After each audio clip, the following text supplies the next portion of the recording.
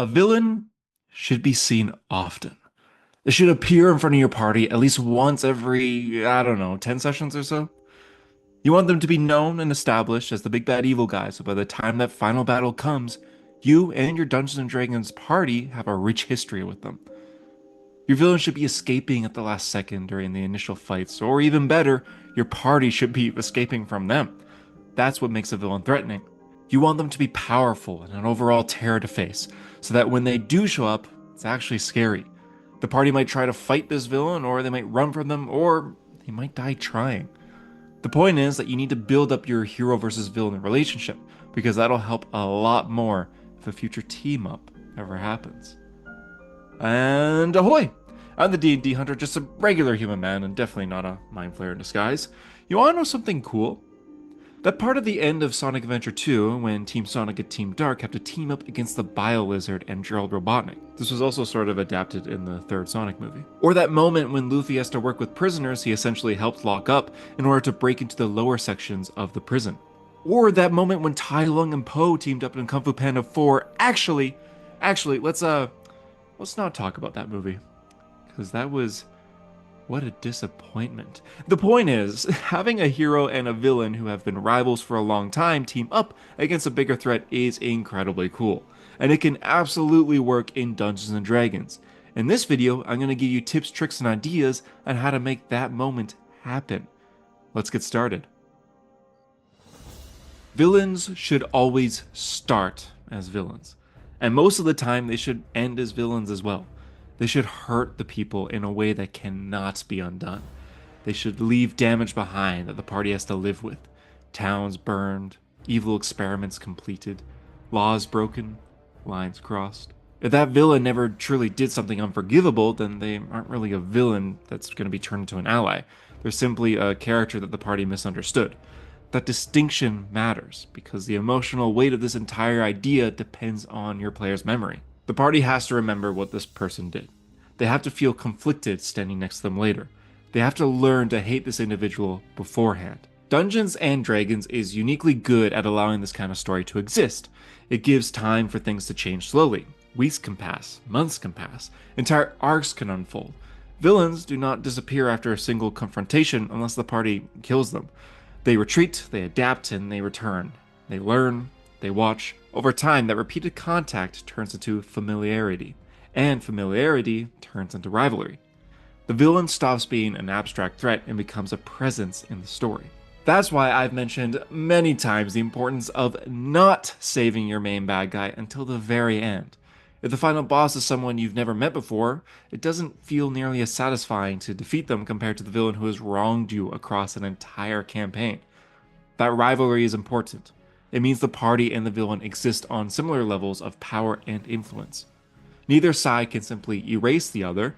Both sides know this. Every encounter becomes a test. Every conversation carries weight. This is the foundation that allows cooperation to feel earned later. Now, most villains want something specific. Control over a territory, authority over people, the right to shape the future according to their will. Even the most destructive villains usually believe that they are building something. All that depends on the future continuing to exist. A villain who wants to rule the world still wants a world left to rule, after all. That is why escalation matters. Eventually, something could appear that threatens everything, a different villain, like a god waking up from the center of the planet, a force from beyond reality, a weapon designed to erase history itself.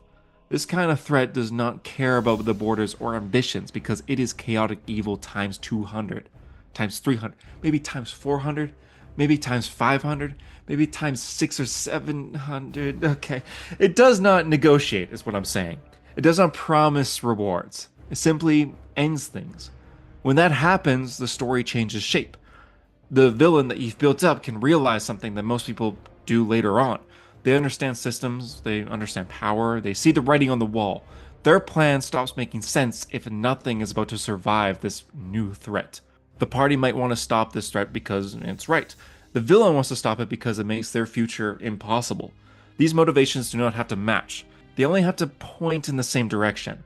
Both your party and this villain wants this world-ending threat gone. This bigger threat's only goal is to destroy the world, and it's very capable of doing exactly that. You need this larger bad villain to be stronger than your main villain that you've built up. That difference in power is what gives the villain a believable excuse to team up with the party. The alliance that follows should feel uncomfortable. Suspicion never fully goes away. Plans are discussed carefully, information shared selectively. The party watches that villain constantly, expecting betrayal, while the villain does the same in return. This tension keeps the dynamic alive. It prevents the alliance from becoming soft and easy. Traveling together changes things in subtle ways, such as fights breaking out, resources running low, someone gets hurt badly enough that survival becomes uncertain. In those moments, people reveal who they are without really trying to. This villain can show calculation and sometimes compassion when it matters. The party can show resilience, loyalty, and an unwillingness to abandon one another. And then there's the quiet. A night when nothing attacks. A fire crackling low. Armor unstrapped, ready for that long rest. Weapons set aside, but not too far away. This is often when the villain can speak more freely. They explain themselves. They justify their choices. They talk about the first decision they made that led them down this villainous path. They talk about something they lost and never recovered. They talk about the future they are trying to force into existence. They do not trust anyone else to build it but themselves. This is their origin, spoken out loud. This moment is powerful because it can humanize this villain. The party does not forget the harm caused, they do gain context though. Context complicates hatred, does not erase it though. As the journey continues, cooperation becomes smoother.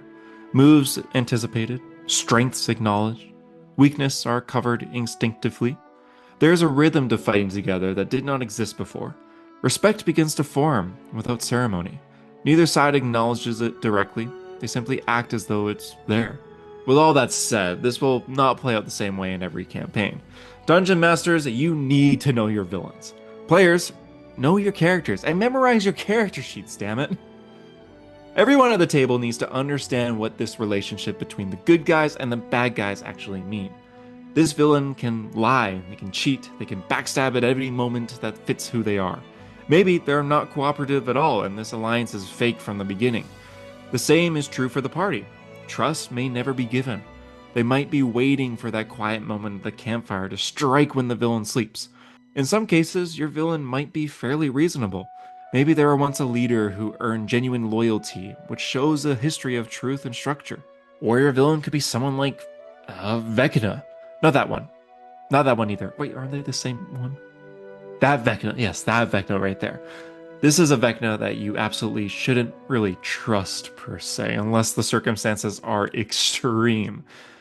A big reason I made this video is because I recently did this in my own campaign. This is Zadicus. He's the main villain in my current story, but the reason for the team up wasn't exactly the same as the examples I've talked about so far. There was a larger threat than him, yes, but Zadicus didn't care about that threat. He only cared about her. This is his daughter, Lily. Lily is a young tiefling girl who went missing from her father's side long ago, taken into the astral sea by unknown forces. Zadicus is a brilliant man with an extensive knowledge on the artificer materials. Using that knowledge, he turned a small island he lived on into his own spelljammer, lifting it into the skies and eventually into the astral sea. I called his island Lightreach, and it had everything a spelljammer needed, just on a massive island scale. Lightreach had air, it had a helm, and everything required to survive beyond the material plane. So, just so happened that when Lightreach took off, the party was on the island with him. Zadicus was the only one who can control this ship. Killing him meant being lost in space forever, and this was something he made very clear early on. I even made this art here of an encounter between him and my bard player, who was furious after Zadicus killed her favorite NPC on the island, right before revealing that he couldn't be killed without stranding everybody in the astral sea. For literally 20 sessions, the party was forced to work with Zadicus as they explored wild space and fought astral sea monsters, and slowly turned Lightreach into something that felt like their own home. That's just my own personal example of how I kind of forced this alliance to work. But now let's return to what this video is about, of that more broader idea of a world-ending threat back on land. Eventually, that greater threat is confronted. The battle is costly. Victory is not clean. Things are lost that cannot be replaced. When it ends, the reason for the alliance ends with it. The pressure holding everything together is gone. This is the most important moment in the entire arc. The party looks at the villain differently now, and the villain looks at the party differently as well. What happens next defies the meaning of everything that came before it. Sometimes the villain might walk away. Uh-oh, wait a minute. He's coming up on a rock. Is he gonna go around? Nope. Right over the rock.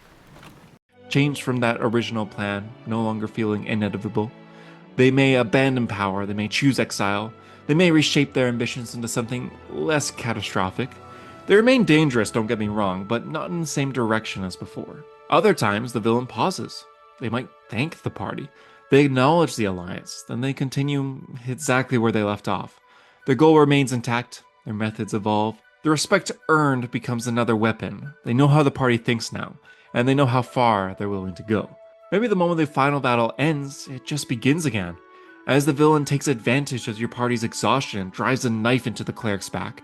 Or maybe, in the fight to save the world, the villain sacrifices themselves to save the party. All of these outcomes are honest. The alliance still matters because a world-ending threat was defeated thanks to the help of someone the party once swore to destroy. Turning villains into allies works because it treats villains as people with goals rather than obstacles to be removed.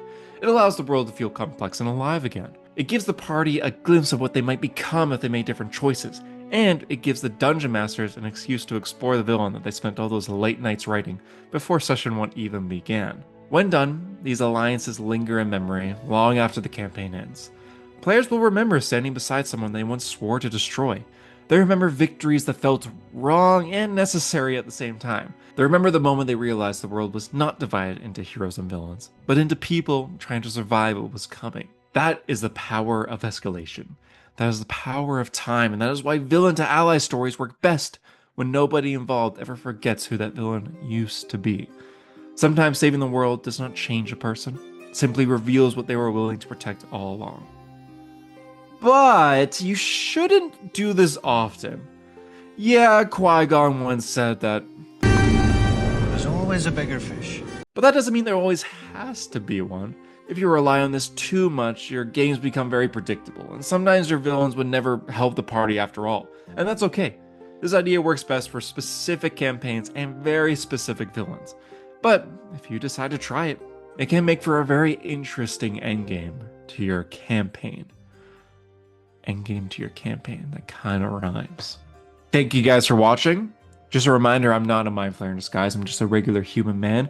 If you've done this idea before of a hero versus villain, you know, Batman teaming up with the Joker, Superman teaming up with Lex Luthor, and likely the new movie coming out, let me know. I would love to know if you guys have done this sort of quest idea before of your party being forced to team up with that evil lich or evil pirate or whoever you have as your main villain there. And if you haven't done this idea before, is this an idea that you now plan to do in the near future? Let me know. Again, thank you guys for watching and your support. Every like, comment, and subscribe helps this channel grow so much. Thank you so much. I'll see you guys in the next one. Bye-bye.